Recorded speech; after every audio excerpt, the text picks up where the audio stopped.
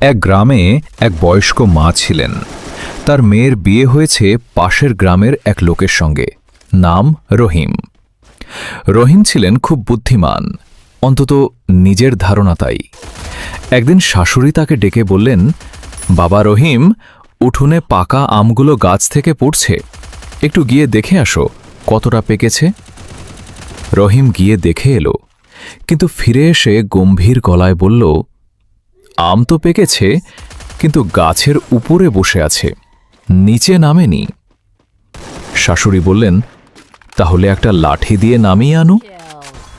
রহিম লাঠি হাতে গেল, আকাশের দিকে তাকিয়ে বলল, আম গাছের উপরে, লাঠি আমার হাতে।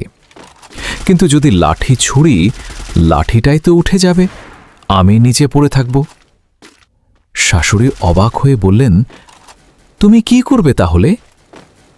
রহিম চোখ ঘুরিয়ে বলল, আপা, আমি এখন নিচে শুয়ে মুখ খুলে রাখি, যেটা নিজে পড়বে সেটাই খাব।